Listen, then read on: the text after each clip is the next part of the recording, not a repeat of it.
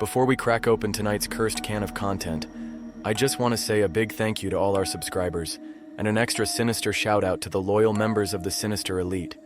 You legends help keep the darkness alive. If you're enjoying the stories and want to take it a step further, hit that like button, make sure you're subscribed, and consider joining the Sinister Elite by clicking that join button below. Members get access to creepy custom emojis and exclusive Sinister Elite badges that level up the longer you survive with us. It's like loyalty, but spookier. All right, lights off, headphones in, and let's summon something we'll all regret.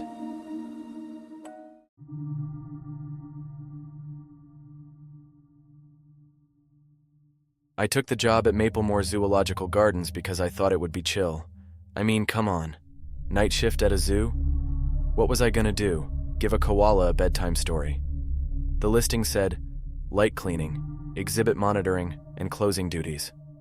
I figured that meant picking up snack wrappers and maybe waving at a sleepy zebra or two. I needed money. I needed peace. And after my last job, night manager at a haunted Krispy Kreme, this felt like a vacation. Boy, was I wrong. Orientation was 5 minutes long and conducted in a supply closet. A woman named Gwen, who wore a poncho made of old zoo maps and smelled like hay and trauma, handed me a laminated rule sheet and said, "Read it. Don't break any of them. The animals don't like that." Then she locked herself in the vending machine room until sunrise. Cool. The rule sheet was titled, Maplemoor Zoo, Night Shift Rules. Failure to follow these will result in injury, dismemberment, or being transferred to the petting zoo permanently. Do not look the giraffes in the eye after sundown. If the penguins are chanting, join them. Or run. The red panda in enclosure 12 is not a panda. Don't talk to it. Someone will knock at the reptile house door at 3:15 a.m. Do not open it. Avoid eye contact with the bronze zookeeper statue. It's legally not allowed inside the aviary. If the peacock screams like a man, don't scream back. It feeds off echoing. There were more, but my brain locked up after giraffes. I stuffed the rules in my hoodie and started my first walkthrough. It was calm at first, crickets chirping. Air smelled like mulch and regret. Most of the animals were either asleep or doing their usual nocturnal shenanigans, until I passed the giraffe enclosure. Now listen, I don't know what giraffes do at night. I assumed they just stood there, maybe played tall person chess, or gossiped about zebras. I didn't expect them to be lined up perfectly, all 4 of them, standing right at the fence, staring at me, not blinking. One of them had its neck bent completely backward, head upside down, peeking between its legs to make eye contact. I stopped walking. The rule flashed in my mind like a warning alarm in my skull. Do not look the giraffes in the eye after sundown. I looked away fast. Nice long necks you got there, fellas, I muttered, trying to stay cool. Keep it classy. I started walking again, but I swear I could hear one of them breathing. Not normal breathing, like that raspy, stalker-type inhale that horror movies use right before someone gets eaten by a mirror demon. I passed the enclosure as fast as I could. Then came the second weird thing, the capybara pen. Now I like capybaras, big dumb rodents with chill vibes. But these guys? All 10 of them were sitting in a circle around something in the dirt. They were whispering, like actual whispers. Rodents should not whisper. I leaned in, confused. They all stopped and looked up at me in perfect sync. I backed away. Carry on, gentlemen. And I kept walking. The zoo felt weirder the deeper I went, like it was reshaping itself. Path signs kept changing behind me. At one point, I walked past the same Birds of Africa sign 3 times, and we don't even have an Africa section.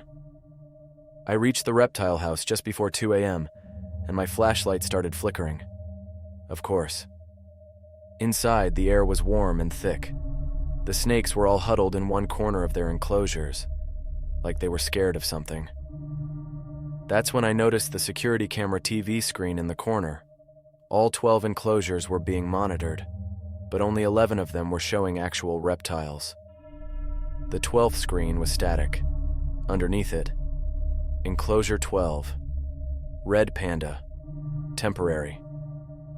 I heard something scratch the glass behind me. I didn't turn around. I just walked backward, muttering, "Not breaking rule 3. Not breaking rule 3. When I finally stepped back into the night air, I felt relief wash over me, until I realized the giraffes were still watching me. One of them had moved closer. Their eyes reflected red in the low light. One slowly dragged its tongue along the fence. Another tilted its head like a dog hearing a whistle. Only the noise it was hearing sounded like me. That's when my phone buzzed. Text from unknown number. "You look too long." I dropped my phone. A giraffe took a single step forward, and the ground vibrated. I turned and ran. I don't know how I got back to the gift shop. Gwen was still locked in the vending room, sipping Diet Sprite and reading a newspaper from 1996. She looked up as I gasped for breath, collapsed on a pile of Maplemoor Zoo, "We're wild about you" t-shirts. "Make it through the first loop?" she asked. "What the hell is wrong with the giraffes?" She shrugged. "They remember faces. If you looked one in the eye, it might follow you home." "What do I do?" She handed me a sticker. It was a cartoon giraffe giving a thumbs up. Underneath it said, "Don't stare, they scare." "Put that on your mailbox," she said. "Might buy you a night." I didn't sleep after night 1. I spent most of it peeking out my window, waiting for a giraffe's head to rise slowly over my fence like some creepy safari horror movie. At one point, I thought I saw a neck in the bushes. Turned out to be a rake. Doesn't matter. I didn't sleep. Night 2. I came back to Maplemoor with caffeine, pepper spray, and a promise to myself not to make eye contact with anything taller than me. Gwen met me at the front gate. "You remember Rule 2? She asked. "Yeah. Penguins chant. I join or run." "Good. They've been real active lately." That's not the word I wanted to hear. She handed me a thermos labeled penguin juice and disappeared into the shadows like a caffeine-addicted raccoon. I made my rounds, carefully avoiding the giraffe pen. The rule sheet felt heavier in my pocket tonight, like it knew what was coming. By 1 a.m., I reached the penguin enclosure. Let me just say, penguins are not cute at night. They don't waddle. They glide. Silently. Like angry tuxedo ghosts. Their eyes glow in the dark, and the sound of wet feathers moving across concrete is one of the most cursed things I've ever heard. The enclosure was dimly lit. Fake snow, plastic igloos, a painted iceberg backdrop that was peeling like skin. There were about 20 of them standing in a circle, heads bowed, making soft, repetitive noises like hum, hum, cree. It was creepy. I leaned on the railing and muttered, "Please just be praying. Please just be weird religious penguins." Then the circle broke. They turned their heads toward me at the exact same time and started chanting. Louder now. "Cree! Cree! Cree! Cree!" It echoed off the walls like a war drum made of beaks. Rule number 2 hit me like a taser to the soul. If the penguins are chanting, join them. Or run. Screw running. I'm not about to be chased by 30 waddling ice demons. So I joined them. Hands in my hoodie pockets, I bobbed my head and started yelling, "Cree! Cree! Cree!" Immediately, they nodded and turned back inward. The leader, clearly the biggest one, wearing an old festival wristband around his flipper, stepped into the middle of the circle. He pulled out something from under a snowbank, a stuffed animal, a seal. It was shredded, foam guts spilling out. The lead penguin held it high like Simba in The Lion King, then tossed it into the middle. They all started hopping. "Hop, hop, Cree, hop!" I joined in. I was hopping, chanting, worshipping a torn Build-A-Bear seal like I was pledging to a flightless frat. Then the leader waddled over to me. He stared up at me, dead serious, and offered me the seal. Thanks?" I took it. He nodded solemnly, then waddled away. The others followed.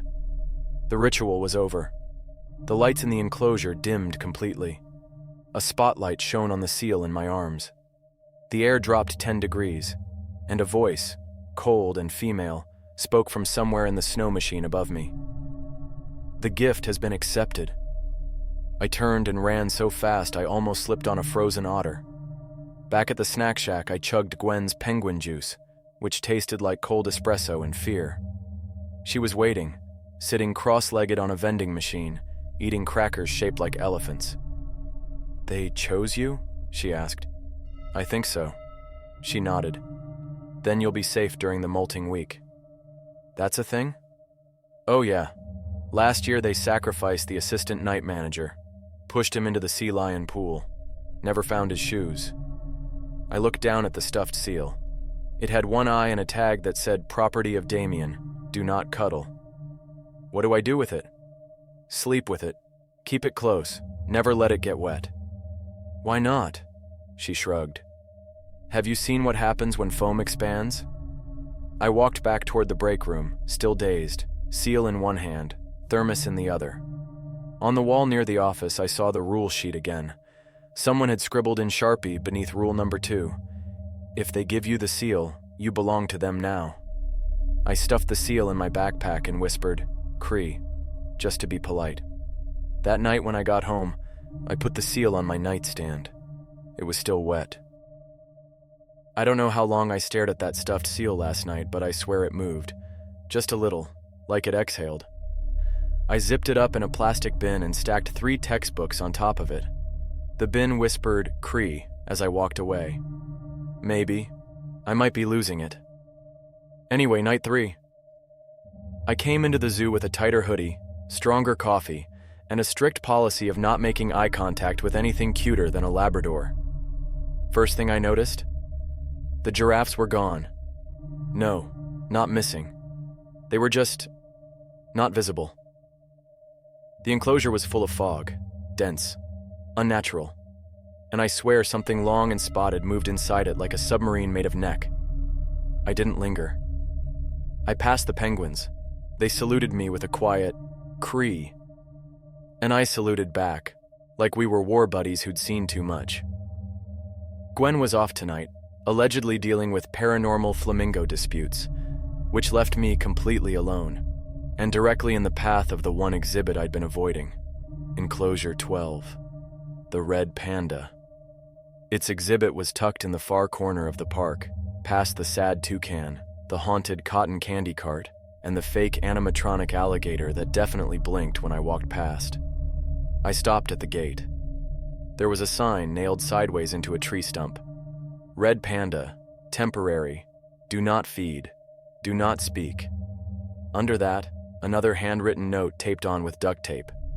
"Do not call him Buddy. He hates that." Great. I approached slowly. The enclosure was surrounded by high glass panels, one-way mirror style. I couldn't see in unless I pressed my face to it, which I obviously didn't. I just peeked. And there he was, curled on a stone in the middle of a tiny artificial bamboo grove, sipping from a leaf like he was having afternoon tea. He was adorable. Too adorable.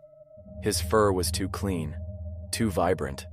His tail swished like a painter's brush dipped in blood orange dye. His eyes were open and locked directly on me. And then he stood up, on 2 legs. "Hey," he said casually, voice smooth and weirdly British. "You must be the new night guy." I froze. Do not talk to it, I thought. Don't speak. Just leave. He stepped closer to the glass. "Come on," he said. "Bit rude, innit? I've been terribly bored." I took a step back. He mimicked me, pacing like a human. "Oh, what? Because the rules say so?" "Mate, those were written by a lemur who thinks aluminum foil is haunted." I tried to walk away. "You're gonna regret ignoring me," he said. I stopped. He leaned against the glass, smirking. "I know your name, by the way." I didn't answer. He tapped the glass. "You like Brittany. That's why you started working out, right? She still doesn't notice you, but I can help with that." My heart froze. "Who told you that?" I whispered. He grinned wider. "Let's just say we red pandas see more than we're supposed to." "You're not a panda." "No," he said, "but I do a hell of an impression." Suddenly his face changed. Just for a second. A ripple, like water over hot stone. His eyes turned pitch black, and his smile extended too far. Then it snapped back to adorable. "I can help you," he said. "Abs, confidence, charisma, even a girlfriend." I shook my head. "This is a trick." He leaned in close. "All I need is one word. Just say deal. That's not talking, right? Just agreeing." I turned and ran. I heard him behind me, laughing softly. "Gwen talked to me once," he said. "That's why she never leaves." I sprinted past the lemur enclosure. They all hissed at me in French for some reason, and didn't stop until I hit the snack shack. I slammed the door, locked it, and backed into a shelf of haunted ice cream. A post-it note was stuck to the mini-fridge. In Gwen's handwriting, "If he starts talking, cover your ears and run. If you hear yourself answer, it's too late." I checked my phone. I had a new voicemail from an unknown number. I didn't remember answering my phone. The message played automatically.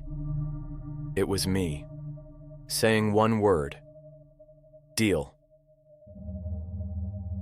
When I came in for night 4, Gwen was waiting with 2 things. A fresh copy of the zoo's rules, this one laminated and burned along the edges like it had been salvaged from Hell's Lost and Found. A sock puppet of a crocodile wearing sunglasses and a little sign that said, "If you open the door, you're not you anymore." "I'm not opening any doors," I said. Gwen nodded, handed me a grilled cheese wrapped in duct tape, and walked off into the darkness muttering something about penguin tax audits. Tonight felt different. Heavier. The red panda had been quiet. The giraffes were still MIA. And the penguins? They just stared as I passed, motionless in a line, holding tiny pebbles like offerings. I made a mental note to avoid everything, but the rule had already burned itself into my brain. Rule number 4. Someone will knock at the reptile house door at 3:15 a.m. Do not open it. So I set my phone alarm to 3:10 a.m. The reptile house was cold tonight. Not just chilled, cold, like tomb cold. The snakes were hiding. The lizards had buried themselves. Even the tortoise looked anxious, and I swear he mouthed the words, "Get out," when I passed. I sat down in the security office, flashlight and thermos ready, and waited. The cameras flickered a little. The monitor for enclosure 12 still showed static, though this time it was rhythmic, like something breathing behind the signal. The air got colder. 3:14 a.m. I held my breath. Then, knock, knock, knock. Not loud, not aggressive, just polite. Like a Girl Scout trying to sell you thin mints from the other side of reality. I didn't move. Then came the voice. "Hello?" It sounded normal, like a teenager. "Hey, sorry, I think I dropped my phone inside. I'm not trying to break in or anything, I just need to grab it." Silence. "You in there, man? Please?" I stared at the clock. 3:15. Exactly. I said nothing. I turned off the flashlight and ducked low, peeking under the desk toward the door at the end of the hall. The doorknob was turning, not rattling, just slowly twisting like the door was considering letting itself in. "Come on, dude. Don't be rude." My phone buzzed in my hoodie. A new message, from myself. "Open it. It's just a kid. Don't be a jerk." I swallowed hard and covered my ears. The voice changed. Lower, deeper, older. "You're not real. You never were." The door shuddered. The frame cracked. Something scraped across the wood like claws, or knuckles made of bone. Then silence. 3:17 a.m. The door stopped moving. The temperature returned to only mildly haunted. And on the floor outside the office window was a phone. It buzzed once. I picked it up even though I knew I shouldn't have. The background was a picture of me, standing in front of the zoo. Only, I'd never taken that photo. I was smiling and wearing the wrong face. Underneath the image, one app. Unlock me. I dropped it in the nearest trash bin and backed away. That's when the janitor walked by, totally unfazed, pushing his mop cart like this was Tuesday brunch. "Door knock?" he asked. "Yup." "You open it?" "Nope." He gave me a rare thumbs up. "Good. Last guy who did? Thought he was fine. But the second he got home, his own reflection tried to strangle him with a charging cable." I stared. He shrugged. "Sometimes they get in even when you don't open the door. Thinking about opening it counts as half a yes." "How do I undo a half a yes?" He pulled a frozen rat out of his pocket and said, "You don't." Then he fed it to the snake in enclosure 6 and walked off. I returned to the office. The phone in the trash was gone. But now, carved into the desk in shaky handwriting, were the words, "There are other doors." I ran all the way back to the staff kitchen, locked myself in with the vending machines, and duct-taped the crocodile puppet to the doorknob like it was holy. That night when I got home, my front door was unlocked. Inside, on the floor, was a zoo map folded into an envelope. Inside that was my phone. But the background had changed again. Now it showed me sleeping, taken from inside the room. By night 5, I was basically running on fear, caffeine, and haunted animal factoids. I had the penguins calling me brother, a red panda trying to make me sell my soul, and a phone that may or may not have taken a picture of me from inside my locked apartment. I showed up to the zoo wearing sunglasses at night and an ironic Live Laugh Lemur hoodie I found in the Lost and Found. I figured if the place was going to kill me, I might as well dress like a divorced Etsy aunt. Gwen met me at the front gate. She was holding a clipboard and a cheese Danish with teeth marks in it. "Statue moved again," she said casually. "Statue?" "The old zookeeper statue. Bronze, life-size, creepy as hell. It's not technically haunted, just legal gray area possessed." "What does that even mean?" She ignored me and handed me a photo. It showed a statue of an old man in a safari hat, one hand outstretched like he was reaching for something. His eyes were narrow, judgmental. In the background, the aviary. "You know Rule 5? She asked. "Yeah. Don't make eye contact and don't let it in the aviary." "Good. 'Cause last time someone ignored that, all the parrots started screaming the Gettysburg Address backwards for 6 hours straight." "Okay." She handed me a taser. "Won't stop it, but it'll make you feel better." The statue was supposed to be stationary, bolted into the garden path outside the education center. But tonight it wasn't. Tonight I found it standing in the center of the butterfly pavilion. Butterflies were dead around its feet. Its outstretched hand was now clenched into a fist. It had moved, but the base plate was still bolted to the garden path. "Yeah, no," I said, backing up. Its eyes were locked on me. Bronze, but aware. Rule number 5 slammed into my brain like a barbell to the face. Avoid eye contact with the zookeeper statue. It's legally not allowed inside the aviary. I took the long way around the pavilion, keeping my head down, sunglasses on, humming Eye of the Tiger through my teeth. I headed to the aviary to double-check the doors were sealed. It was warm inside, quiet. The birds were asleep in their nests, feathers puffed up like they knew something bad was coming. The lights flickered. One bird, a macaw, whispered, "He sees you." I jumped. The exit door behind me creaked. I turned. The statue was standing in the doorway. It shouldn't have fit through the corridor. It had no way of getting up the stairs. And yet, here it was. Bronze arm reaching, eyes narrowing. Smile just a little wider than in the photo. I backed away slowly. "Nope," I said. "Nope, nope, no." Then it moved. Not a twitch. A step. Statues don't move like people. They drag. Heavy, sharp, loud. The birds went dead silent. A neon sign on the far wall flickered to life. Aviary max capacity. 47 birds plus 1 human. The sign glitched, changed. Aviary max capacity. 47 birds plus 1 human plus 1 zookeeper. "Nope," I shouted. "You're not on the list." I ran across the exhibit, hit the emergency override on the opposite door, and shoulder-charged my way into the quarantine chamber. Slammed the inner door behind me. The statue was still moving, dragging.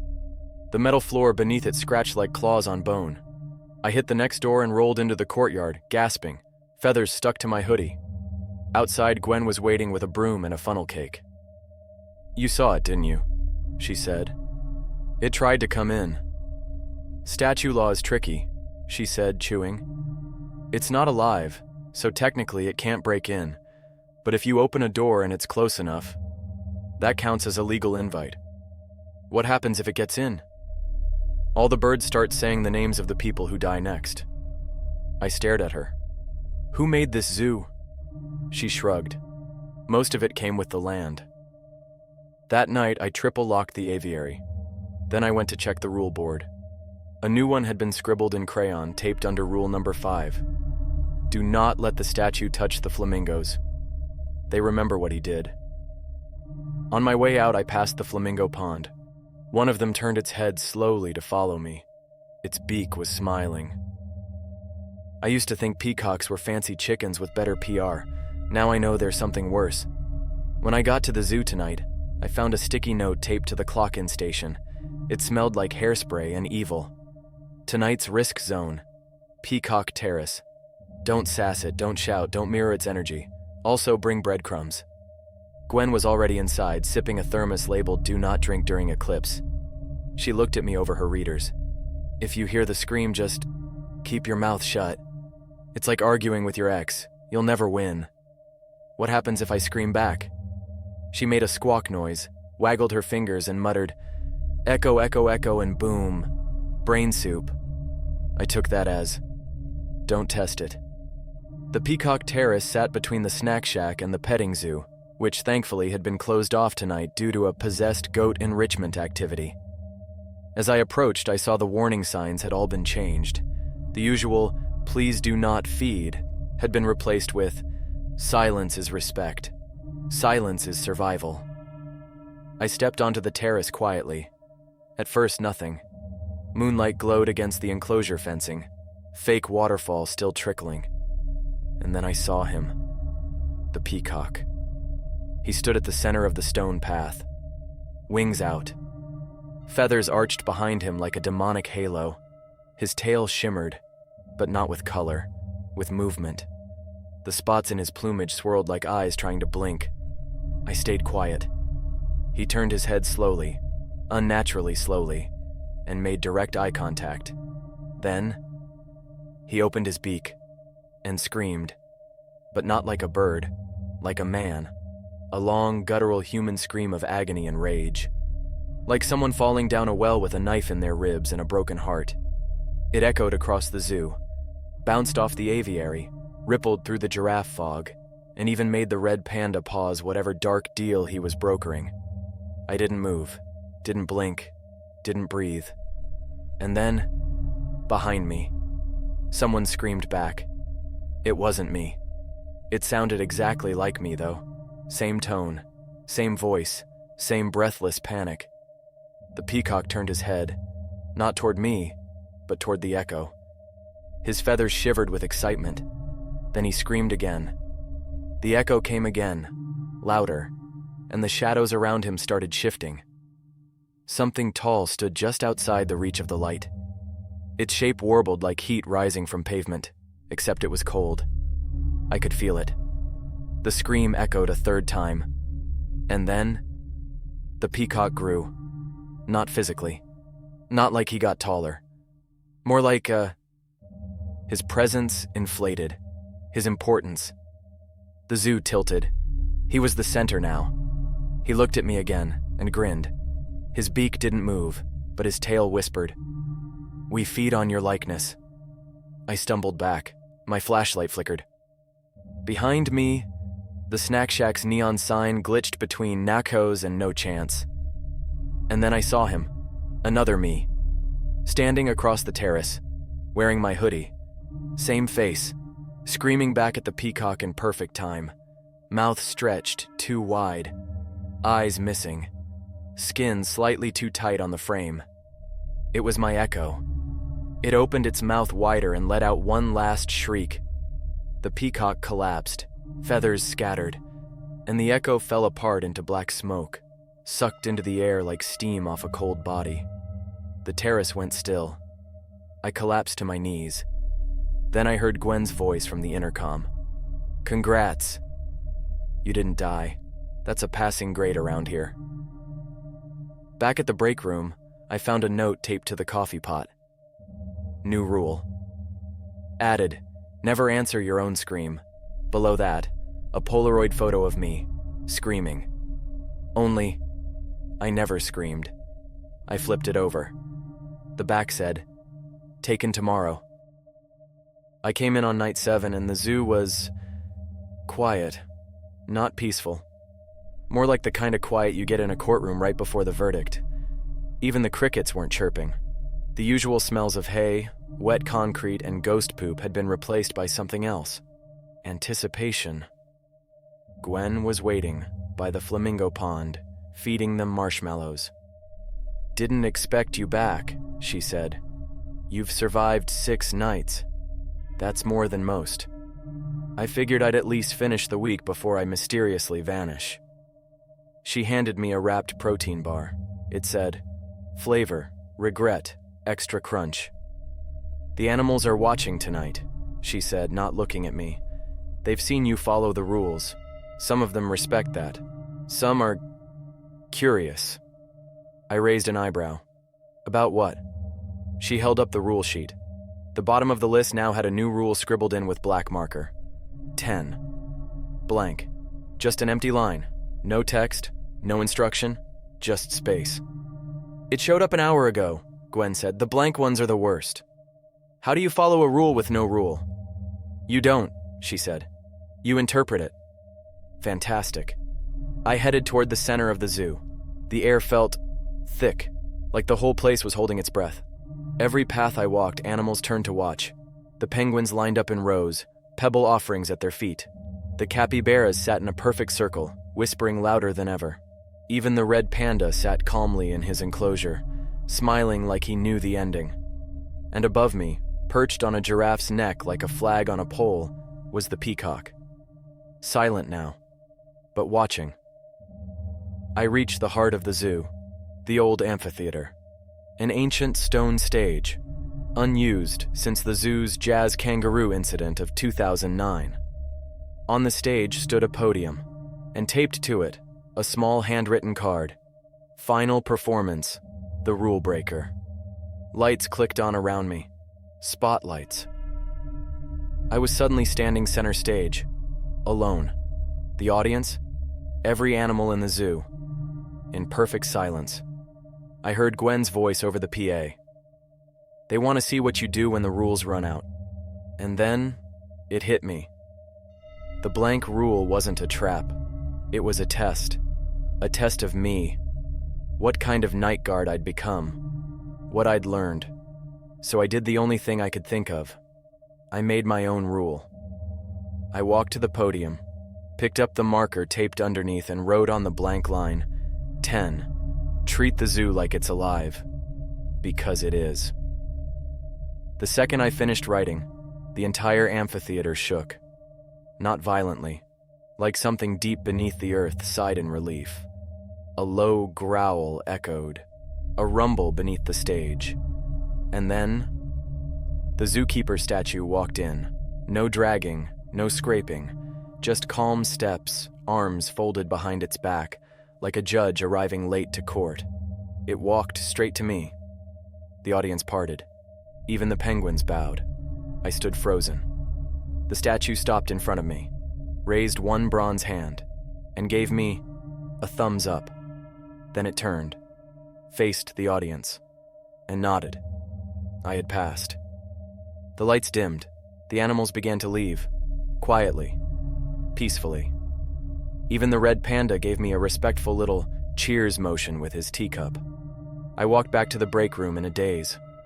Gwen was waiting, sipping from a mug that said, "I survived the kangaroo incident and all I got was this lousy ceramic." "You did good, rookie," she said. "So that's it?" I passed. "No," she said. "You adapted. That's better." I looked at the rule sheet one last time. All 10 rules were there now. The 10th, still in my own handwriting. Below it, scribbled in fresh ink, promoted, full-time night keeper. Benefits: health, questionable. Dental, don't go near the dentist gator. Respect of the zoo, earned. That night when I got home, the stuffed seal from the penguins was sitting on my porch, wearing a tiny security badge. It whispered one word as I picked it up: Cree.